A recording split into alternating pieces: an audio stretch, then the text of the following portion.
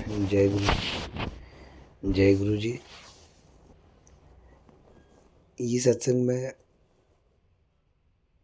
आप सब लोगों को सुनाऊंगा या नहीं सुनाऊंगा, ये मुझे अभी तक पता नहीं,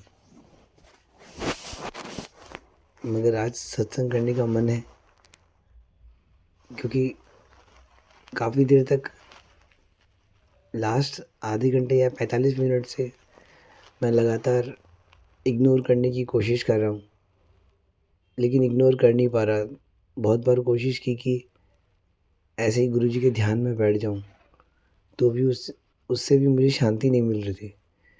तो फिर मैंने सोचा कि सत्संग करते हैं, लेकिन जो भाव है उसके अनुसार जो बात मैं करने की कोशिश कर रहा हूँ वो कोई सत्संग नहीं है।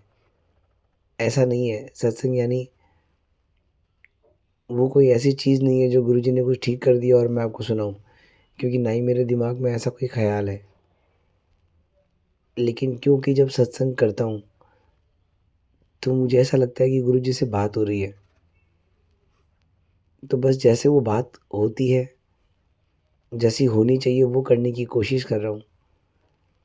अब उसमें जो गुरु महाराज चाहें वही शरीर से बुलवा लें।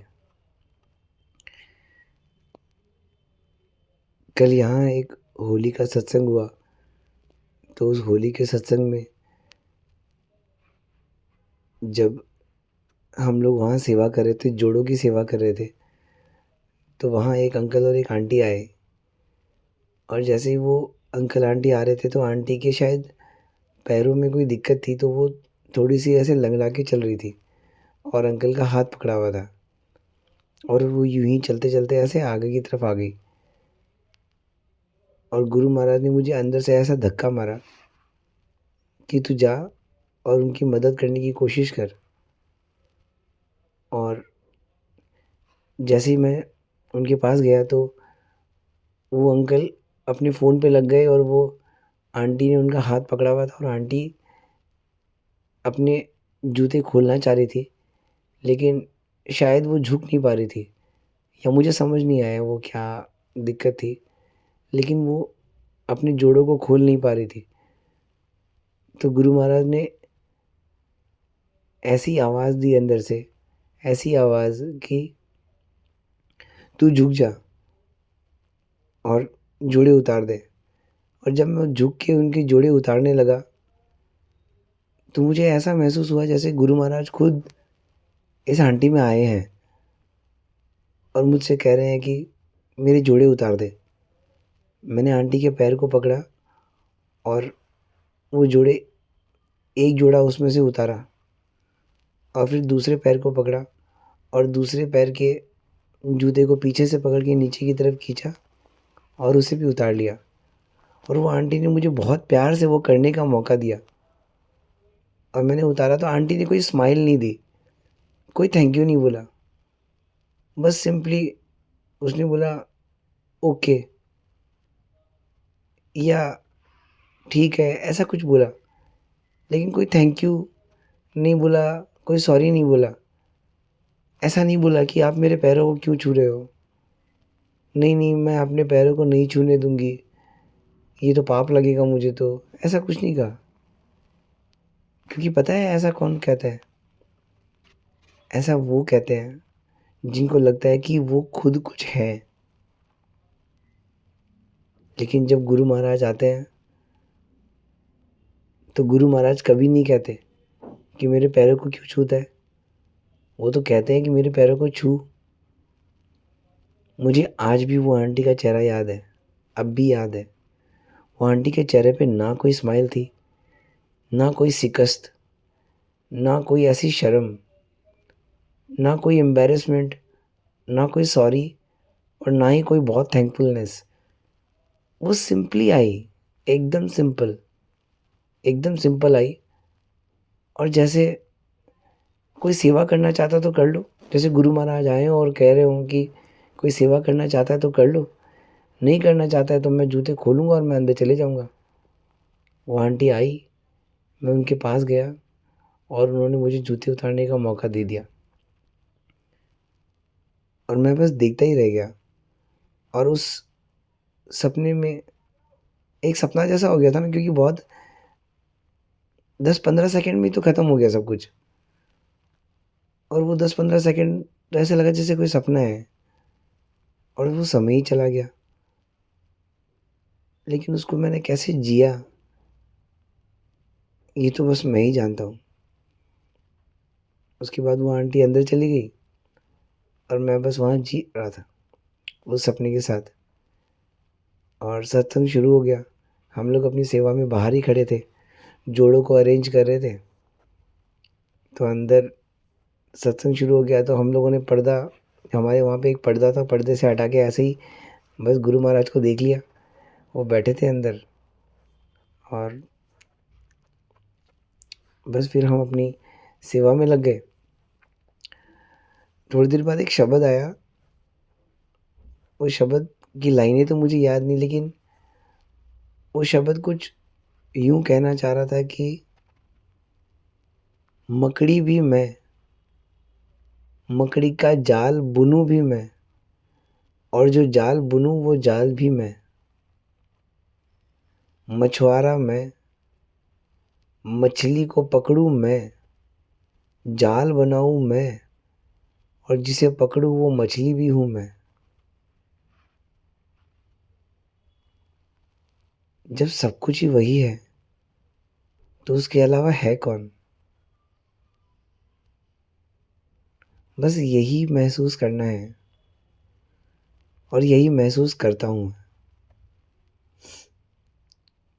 ये जो फीलिंग है, ये जो मैं महसूस कर पाता हूँ, वो उस असली परमात्मा का मुझे महसूस होता है कि मतलब 0.01 भी बोल दूँ तो भी शायद मुझे लगता है मैंने ज़्यादा बोल दिया। वो इतना छोटा फ्रैक्शन है जो मैं महसूस करता हूँ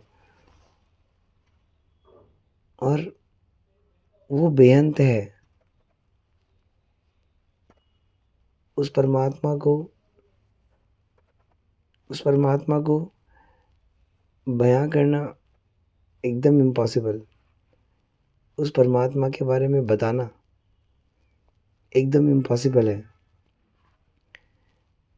अभी जो मैं आपसे कह रहा हूँ, ये वो खुद ही कह रहा है, लेकिन जैसे ही मैं ऐसे सोच लेता हूँ कि मैं बोल रहा हूँ, तो मुझे फिर वो इम्पॉसिबल लगने लगता है। जैसे मुझे अभी बोलते वक़्त ही लगा कि मैंने बोला, लेकिन ऐसा नहीं। वो चाहे तो अपने आप को बयाँ कर सकता है। वो चाहे तो अपने बारे में बता सकता है। उसने बताया भी है। जब वो शरीर में इस रूप में, एक शरीर रूप में यहाँ था, तो उसने कहा कि मेरा कोई गुरु नहीं। उसने कहा कि मेरा कोई गुरु नहीं, मैं तो लाइट विचों आया हाँ। मैं करोड़ों वाट दी रोशनी हाँ, करोड़ों वाट दी रोशनी। तुसी तो 0 वाट दे बल्ब भी नहीं हो।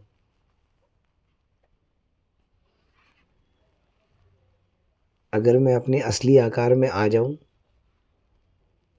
तो तुम लोग बर्दाश्त नहीं कर पाओगे। लेकिन एक बार उस परमात्मा को मैंने पूछ लिया कि गुरुजी, मैं आपको देखना चाहता हूँ। गुरुजी, मैं आपको देखना चाहता हूँ।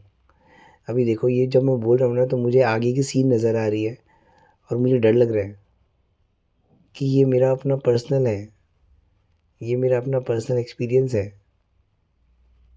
ये कैसे शेयर करूँ आपके साथ? शेयर करना भी चाह रहा हूँ, लेकिन डर भी रहा हूँ कि जो अगर शेयर कर दिया तो कहीं ये मुझसे भी ना चला जाए।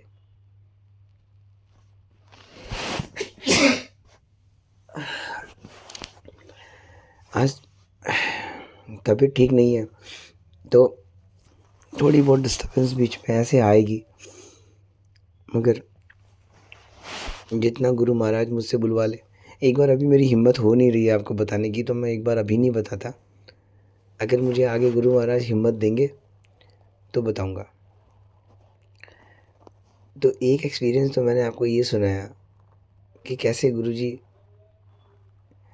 एक आपको एक्सपीरियंस और सुनाता हूँ, ये बहुत सुंदर एक्सपीरियंस है मेरी लाइफ का।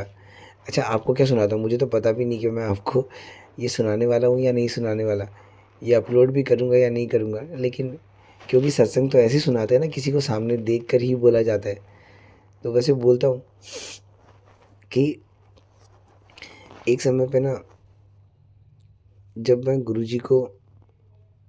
गुरुजी रूप में जानने लग गया था, और कह सकते हो कि थोड़ा थोड़ा मानने भी लग गया था, लेकिन मैं 50-50 में ही कहीं चल रहा था। 50-50 नहीं कह सकते इसको, मेरे अंदर 50-50 था वो, मगर वो एक्चुअल में 50-50 था नहीं, है मुझे बाद में पता चला कि वो ऐसा नहीं था वो। अच्छा, 50-50 किसको कहते हैं? गुरु महाराज की तरफ भी हो और दुर्गा माता, वैष्णो देवी माता की तरफ भी हो, उनसे भी आप बातें करते हो, गुरुजी से भी बातें करते हो, उनसे भी अरदास करते हो, गुरुजी से भी अरदास करते हो। वैष्णो देवी माता कहने का मतलब सिर्फ वैष्णो देवी नहीं, कहने का मतलब गुरुजी से भी जुड़ते हो, और किसी और रूप में भी जुड़े हुए हो। अब वो बालाजी हो सकते हैं, वो वैष्णो देवी माता हो सकती है, वो साईं बाबा हो सकते हैं, वो कोई भी हो सकता है।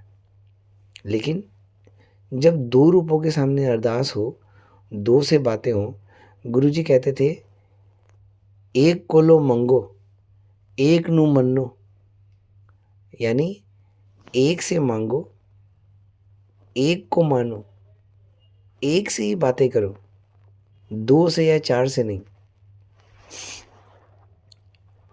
तो मेरे अंदर ना ऐसा एक भाव आ गया था कि मुझे लगा कि मैं भी कहीं 50-50 हूँ, ऐसा मुझे थोड़ा सा लगता था, लेकिन बाद में पता चला कि था नहीं। वो बाद में फिर मैंने एक पुरानी संगत से ही वो सवाल किया, तो मुझे क्लियर हुआ कि ऐसा नहीं है, वो दोनों एक ही है।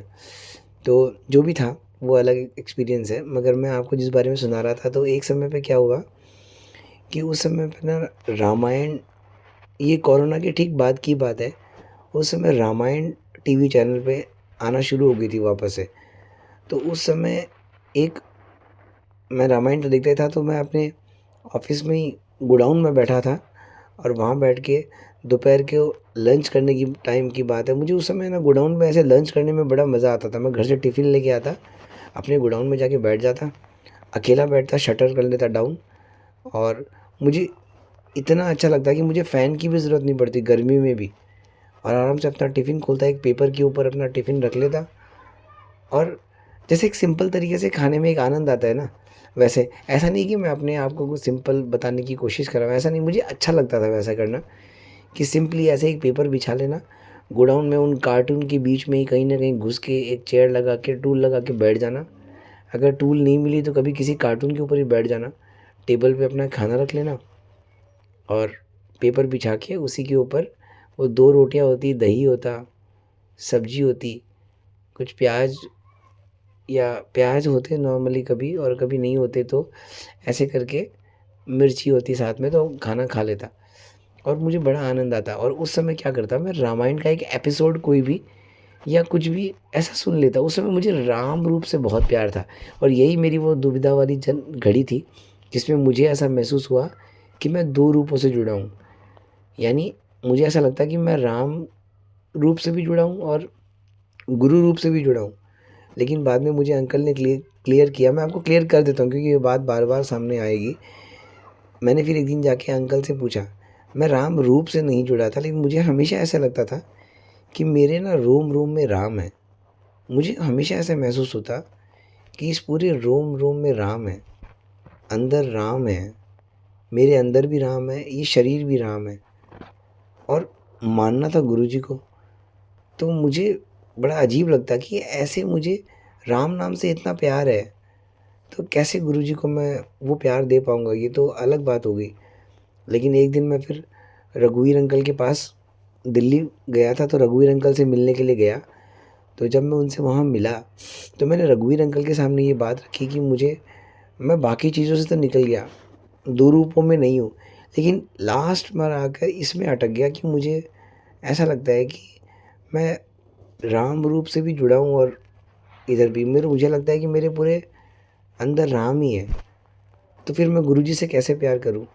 तब फिर रघुवीर अंकल ने मुझसे कहा कि राम और गुरुजी तो एक ही है, वो दो है ही नहीं, वो तो एक ही है, बस अलग अलग समय पे अलग अलग रूपों में आए हैं, तो वो दोनों तो अलग है ही नहीं। तो जब उन्होंने जिस तरह से उन्होंने वो बात को समझाया, तो मेरे अंदर से वो शंका फिर ख़त्म हो गई। उसके बाद से मैं जब भी राम बोलता तो मुझे गुरुजी ही नज़र आते, मुझे दो नज़र ही नहीं आते, मुझे उसके बाद से फिर एक ही नज़र आता। अब मैं जब भी राम बोलता हूँ तो मुझे गुरुजी नज़र आते हैं। तो फिर क्या हुआ, उस समय मुझे इतना पता नहीं था कि 50-50 क्या होता है, इतना ज़्यादा जानता नहीं था। बस मुझे प्यार था राम से ही प्यार था मुझे। राम नाम बोल दो या कुछ भी बोल दो, मुझे बस राम से ही प्यार था। तो एक दिन क्या हुआ, एक शबरी माता का एक प्रसंग चल रहा था। उसमें जिसने रामायण के बारे में जाना है और सुना है तो उसको पता है कि उसमें एक ऐसा क्षण आता है जिस समय एक शबरी माता होती है, वो माता को उनके गुरुदेव का आशीर्वाद होता है कि तुमसे खुद राम मिलने के लिए तुम्हारी झोपड़ी में आएंगे, तुम्हें कहीं जाना नहीं है, वो तुम्हारे पास ही आएंगे। और ये वचन उनके गुरु ने दिया था और उनको पूरा भरोसा था कि मेरे गुरु का वचन झूठा नहीं हो सकता, एक दिन राम ज़रूर आएंगे।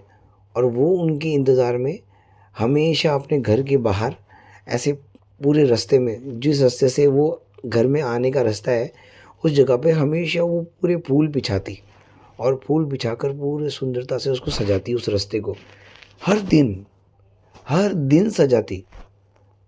और ऐसा करते करते करते उनके कितने सालों की उम्र बीत गई और वो बूढ़ी हो गई, एकदम बूढ़ी। यानी मानो उस समय तो उम्र भी काफ़ी होती थी लोगों की। तो मुझे ऐसा उम्मीद है, मुझे एग्जैक्टली याद नहीं, लेकिन मुझे लगता है कि कोई 100 साल बीत गए उनको लगभग। और वो घड़ी नहीं आई जब तक वो राम आएंगे, लेकिन वो हर दिन उनका इंतज़ार करती और जंगल जाती, जंगल से जो बेर होते हैं, बेर वो तोड़ तोड़ के उनके लिए लेके आती और उन बेर बेर को भी ऐसे थोड़ा सा खा कर ऐसे चखती कि क्या ये मीठे हैं। जो मीठे होते उनको वो उनके खाने के लिए रख देती और जो खट्टे होते उनको गिरा देती। उसका प्रेम ऐसा था, सबरी माता का प्रेम ही ऐसा था कि उसको ये भी ज्ञान नहीं था, उस समय ये भी होश नहीं रहा कि मैं तो बेर को जूठा कर रही हूँ और जूठे बेर को अपने परमात्मा को खिलाऊंगी। लेकिन प्रेम सबसे ऊंचा, प्रेम से ऊंचा कुछ भी नहीं। जहाँ प्रेम है वहाँ ये सब की कोई गिनती ही नहीं। तो इस तरह से करके वो इंतज़ार करती और एक दिन सच में राम आ गए। राम अपने भाई लक्ष्मण के साथ वहाँ आ गए जहाँ वो शबरी माता उनका इंतज़ार कर रही थी। और फिर जैसे ही उन फूलों पे, अब राम जी तो सब जानते थे कि इसने सजाए ही मेरे लिए हैं, तो जैसे ही वो फूलों पे ऐसे पैर रखने वाले थे और या रख दिए थे उन्होंने पैर, तो इतने में ही शबरी माता ने उनको रोक दिया। बोला नहीं नहीं रुक जाइए। तो जैसे ही रोका तो उनसे पूछा कि अरे ऐसा क्यों कर रही हो? बोले नहीं मैं ऐसा इसलिए कर रही हूँ क्योंकि मुझे क्षमा कर देना, लेकिन ये मैंने अपने प्रभु राम के लिए सजाए हैं। और जब ऐसा उसने कहा तो फिर लक्ष्मण ने कहा कि माता, जिन प्रभु राम का आप इंतज़ार कर रहे हो वो राम यही है।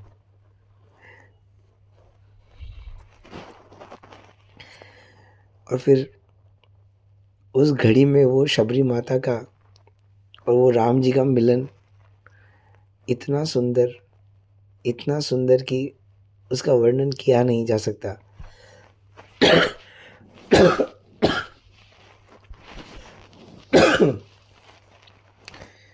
उन फूलों पे चल के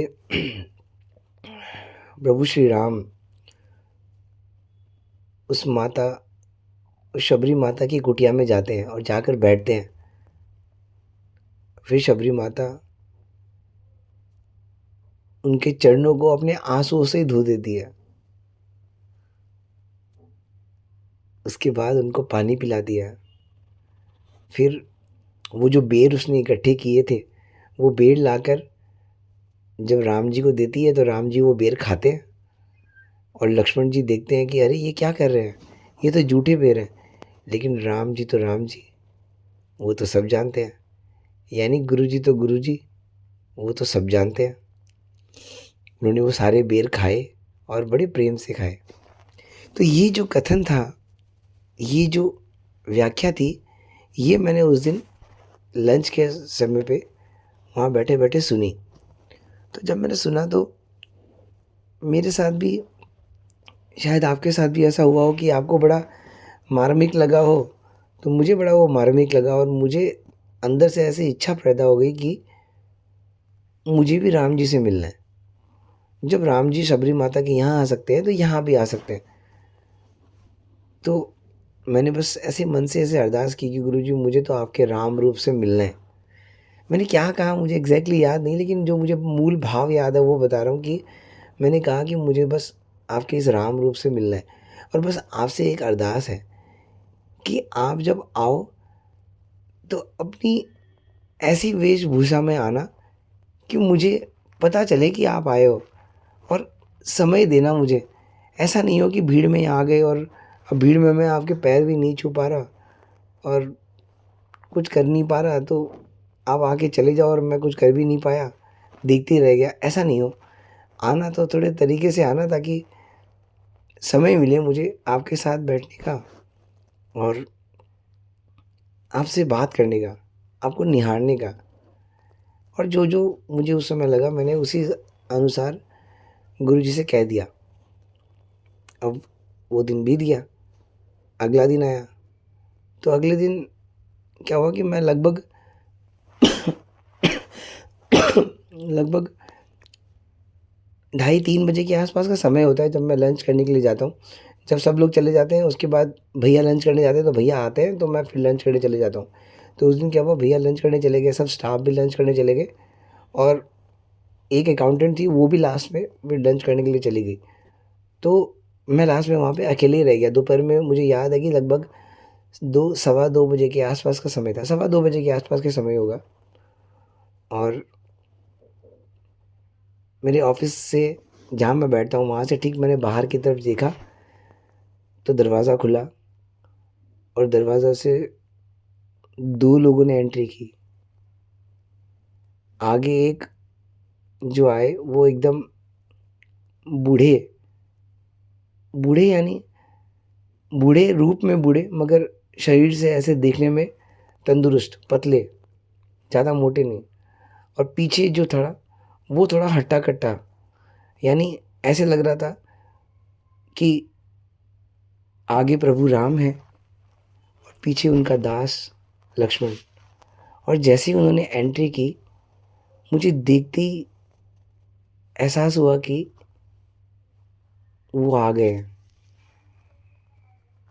उनकी वेशभूषा के बारे में अगर मैं आपको बताऊं तो उन्होंने, आगे मैं आपको सीधा ही बोलता हूँ, राम जी ने वो अपना जो ऑरेंज कलर का जो चोला होता है ना, जो राम जी ने वनवास के समय पे धारण किया था, वो चोला और धोती पहनी हुई थी। चोला यानी वैसे चोला नहीं, वो जो पूरा तन ढक जाता है वैसा चोला नहीं, लेकिन आधा भी नहीं, मतलब लेकिन उस वेशभूषा में थे वो।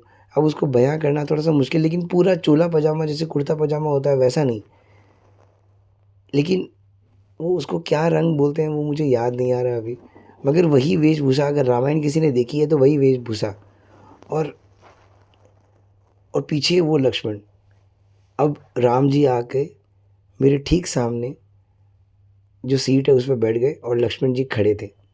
मुझे और यकीन हो गया कि लक्ष्मण जी तो बैठेंगे नहीं इनके सामने। अब वो आए तो शायद मैंने उनको बैठने का स्थान दिया, मैंने कहा कि आप बैठो, तो वो बैठ गए। अब ना दुकान में कोई कस्टमर, ना कोई एक भी स्टाफ, ना मेरे भैया, और दोपहर का समय, कोई आने वाला भी नहीं है अभी। जो समय मैंने गुरुजी के साथ निश्चित किया, एकदम एग्जैक्टली वही समय, वैसा ही समय और वैसी ही भूषा में वो आए जिससे मुझे यकीन हो गया कि ये वही आए हैं। लेकिन इंसान हूँ, मन के अंदर अभी भी शंका। मैंने उनसे पूछा, तो मैंने बोला कि आप कहाँ से आए हो? तो उन्होंने मुझसे कहा कि मैं अयोध्या से आया हूँ।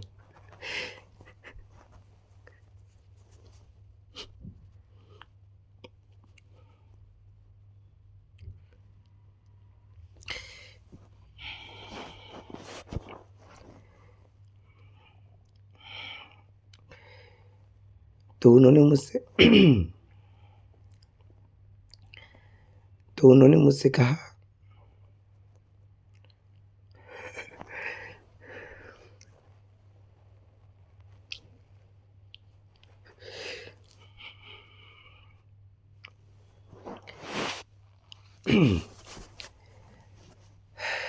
तो उन्होंने मुझसे कहा कि मैं अयोध्या से आया हूँ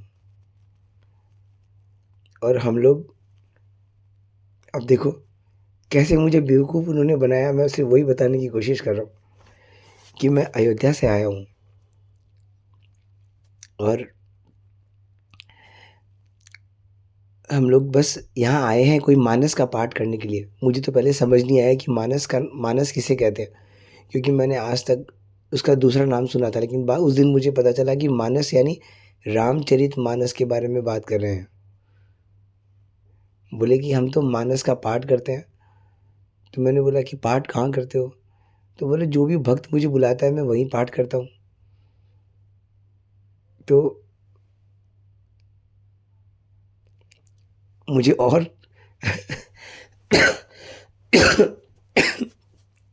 इंसानी तरह से वो शंका बढ़ रही थी और अंदर से मन कर रहा था कि अंदर से पता था कि ये तो वो आ गए हैं, लेकिन वो जो मेरा मन है ना, जो एक नेगेटिविटी अंदर होती है वो अंदर चालू थी। अब मैं उनसे पूछूं कि आप अभी यहाँ कहाँ ठहरे हो?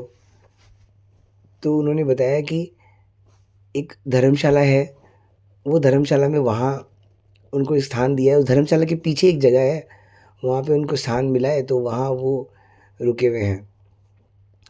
तो मैंने बोला कि आप कब तक हो यहाँ पे, ऐसे करके तो जो जो बातें मैंने करनी थी मैंने उनसे की। फिर मैंने उनसे पूछा कि मैं आपके लिए क्या सेवा कर सकता हूँ? तो वो मुझसे कहते हैं कि जो तुम्हारी इच्छा। मैंने बोला ऐसे नहीं, आप बोलो जो आपकी इच्छा।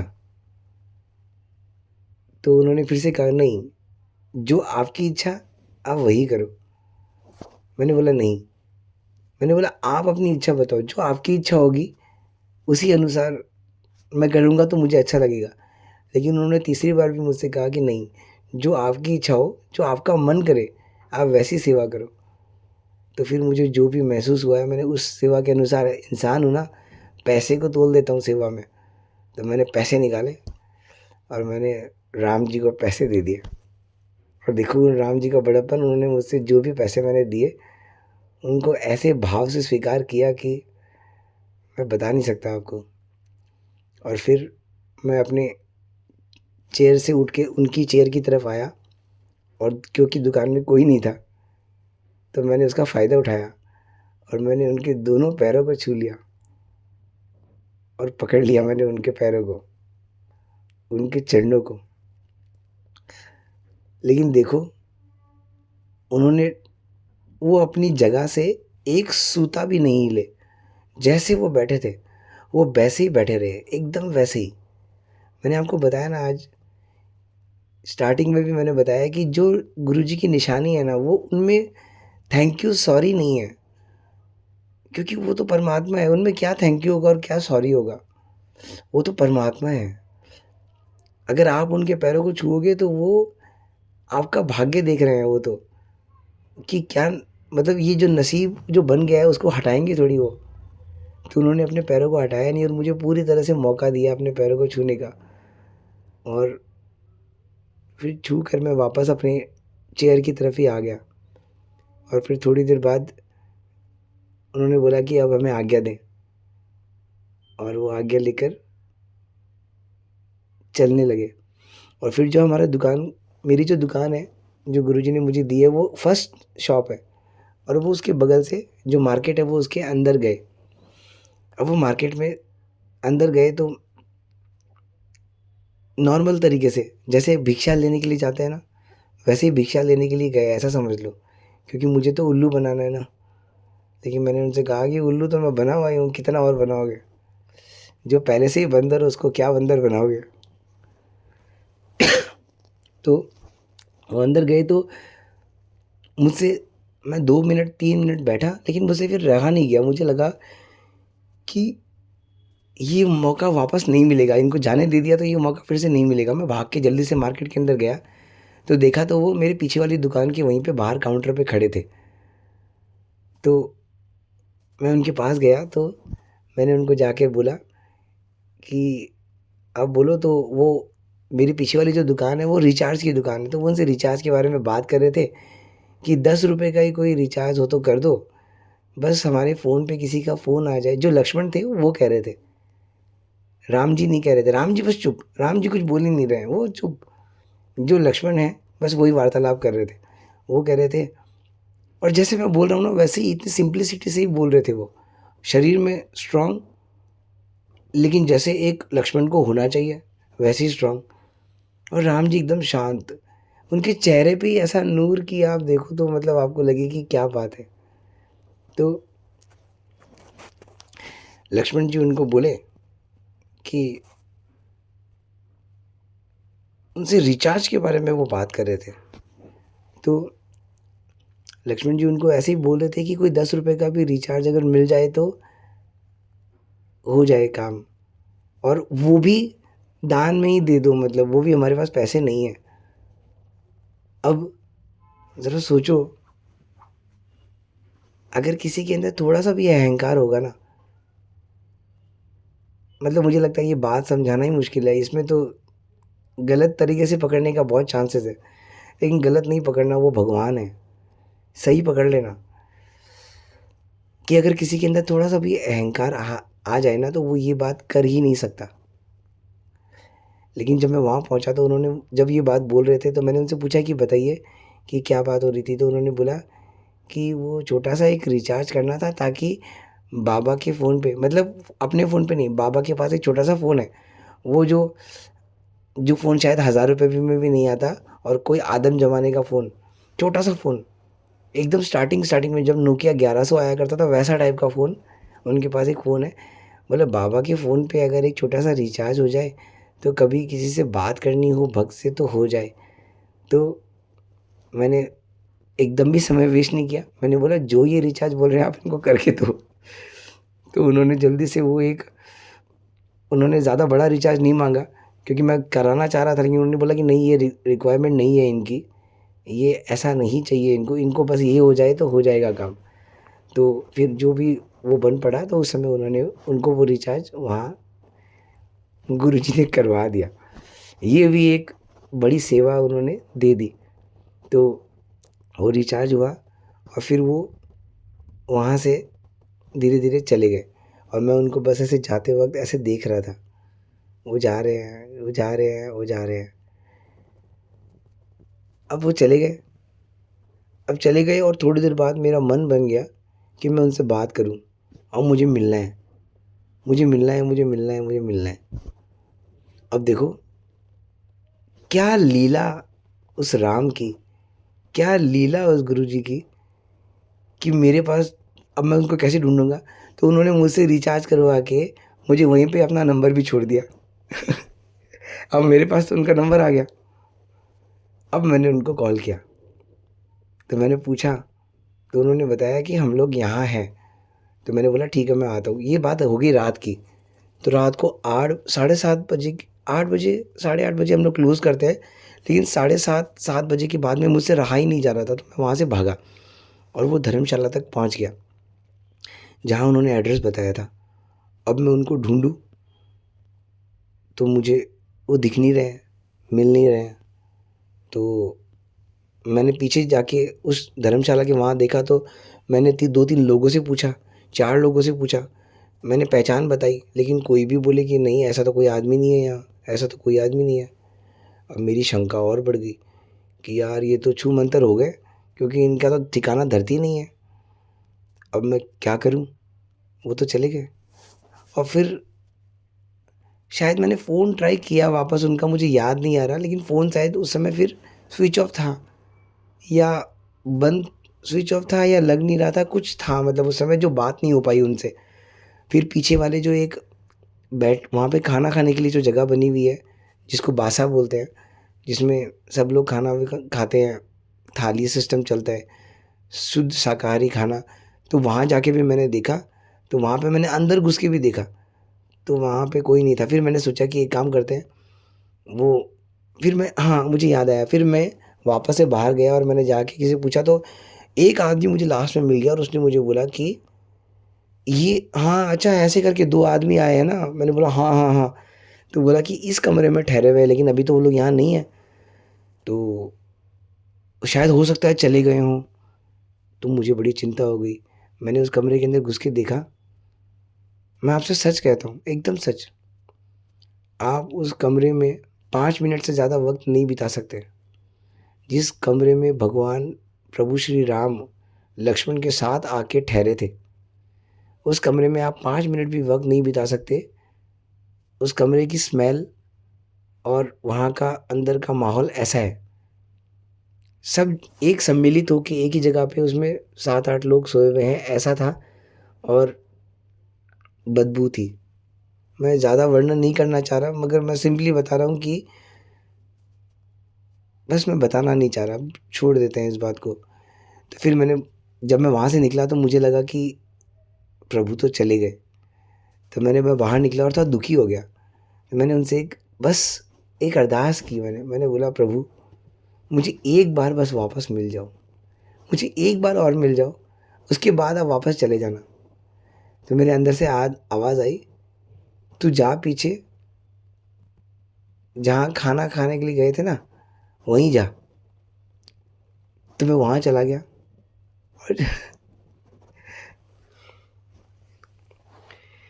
और जैसे मैं वहाँ पहुँचा तो मैंने देखा कि प्रभु अपने भाई लक्ष्मण के साथ खाना खा रहे हैं।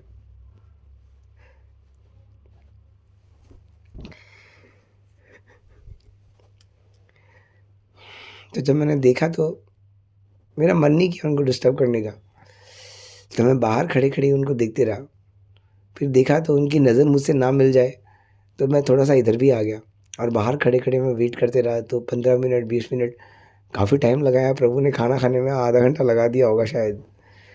फिर वो आधे घंटे बाद हाथ धो के जब वो बाहर की तरफ आए, तो मैंने उनको देखा, तो उन्होंने भी मुझे पहचान लिया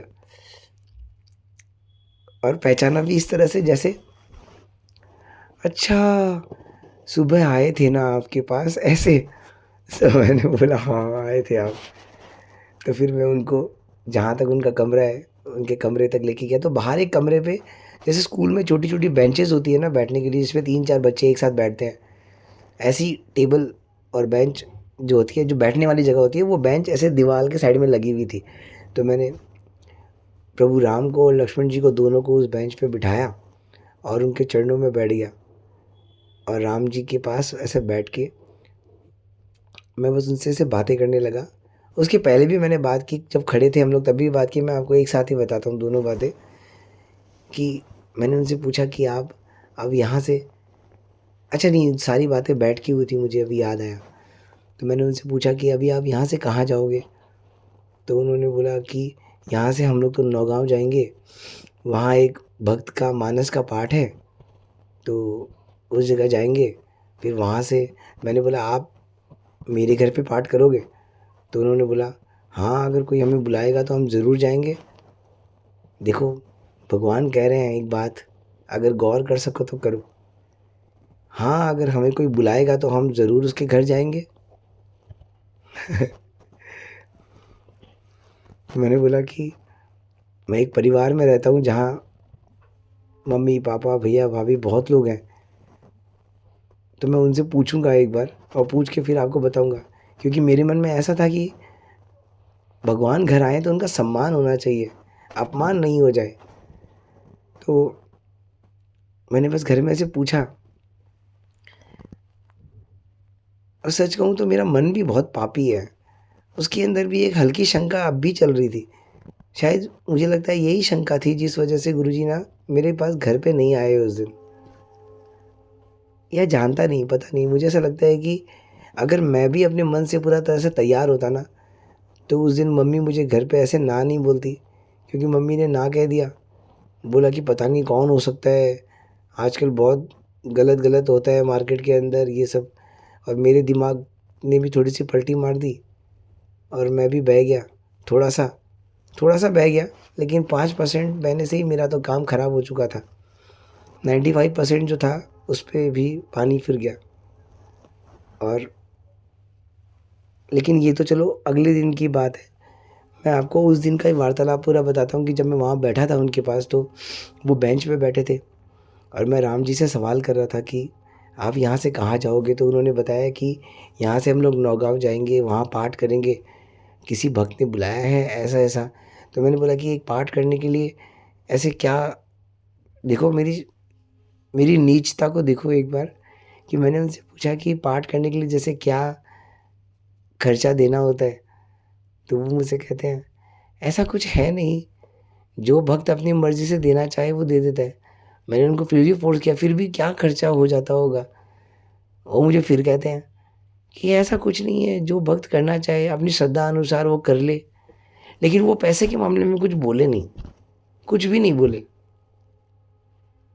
आज अपनी नीचता के बारे में सोचता हूँ तो ऐसे लगता है कि भगवान के सामने भी अपनी नीचता को ऊपर ही रखा मैंने। लेकिन वो दयालु था जो जो माफ़ करता ही चला गया, करता ही चला गया। फिर मैंने उनसे और 2-4 बातें पूछी, लेकिन 2-4 बातें शायद नहीं पूछी, 1-2 बातें ही पूछी क्योंकि हिम्मत नहीं हो पा रही थी। फिर मैंने उनसे, क्योंकि उन्होंने फिर बोला कि अब हम विश्राम करेंगे तो अब आप भी चलो। तो अब मैं उनको तो मना नहीं कर सकता था।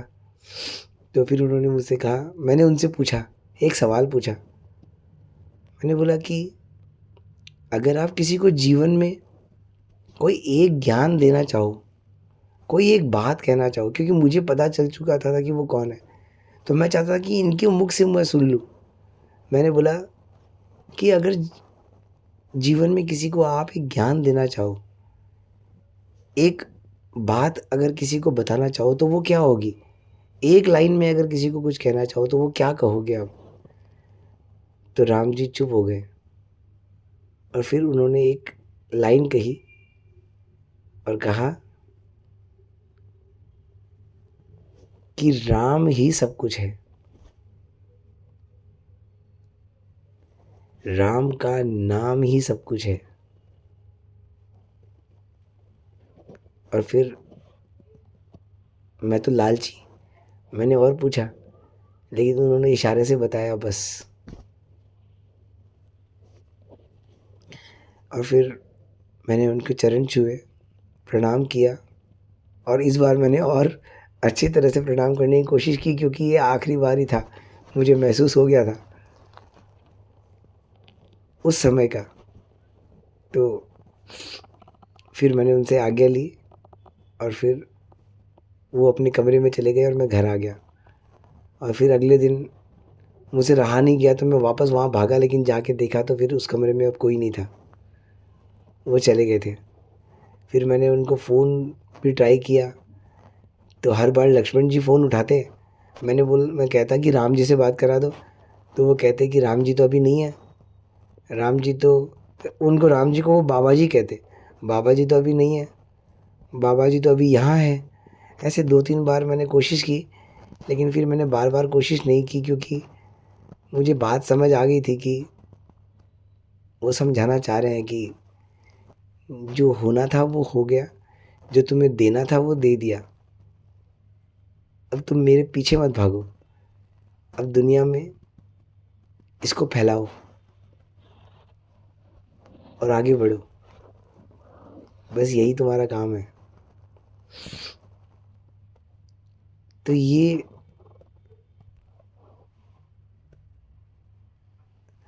उसके बाद फिर से अगले साल वहाँ से उसी समय पे एक महापुरुष और आए महापुरुष कहना शायद गलत होगा, लेकिन अच्छा चलो इस बात को यहीं रोक देता हूँ क्योंकि सत्संग फिर बहुत लंबा हो जाएगा।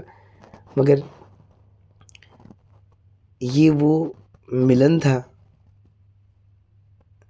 इस नीच का उस राम से, इस कुत्ते का अपने मालिक से, उस गुरु का अपने सबसे खराब बच्चे से, जो इस दुनिया में सबसे ज़्यादा कर्मों से पिछड़ा हुआ है। और बस मेरे साथ अच्छा क्या हुआ पता है, उस गुरु की, उस परमात्मा की नज़र मुझ पे पड़ गई। मेरे साथ ज़िंदगी में सबसे अच्छा बस यही एक काम हुआ कि उस परमात्मा की नज़र एक बार मुझ पे पड़ गई। बस वो नज़र आपके ऊपर एक बार गिर जाए, उसकी जो नज़र एक बार आपके ऊपर आ गई तो फिर आपको फिर पीछे कभी देखना ही नहीं है। तो मुझे अभी नहीं समझ आ रहा है कि सत्संग तो पूरा हो गया, लेकिन इसको मन तो कर रहा है कि आप सब लोगों को भेज दूँ, लेकिन अब पता नहीं मैं भेजूँगा या नहीं। गुरुजी से ही पूछूँगा, गुरुजी चाहेंगे तो भेज दूँगा, मन बना देंगे गुरुजी, और नहीं चाहेंगे तो नहीं चाहेंगे तो जैसी गुरु महाराज की मर्ज़ी। मेरा बिल्कुल भी मन नहीं है आज्ञा लेने का, लेकिन क्योंकि सत्संग की एक परंपरा है और सत्संग का एक नियम है कि एक समय तक ही हो तो ठीक है, ज़्यादा लंबा नहीं खींचना चाहिए। तो बस हे परमात्मा, हे गुरुजी रूप सारी साथ संगत, मुझे सिर्फ अभी के लिए आज्ञा दो और फिर मुझे वापस आने का मौका दो कि फिर से आऊँ, फिर से आप सबके साथ। ऐसे लगता है कल होली है, ऐसे लगता है मैं तो आज ही रंग से भर गया। जब आया था तो मेरी तबीयत ठीक नहीं थी, और मुझे अभी ऐसा लग रहा है जैसे मैं 7वें आसमान पे उड़ रहा हूँ, एकदम आनंद से भरा हुआ महसूस कर रहा हूँ। और सब सब गुरु महाराज की बदौलत, आप पे ही सब रंग है। आप पे ही।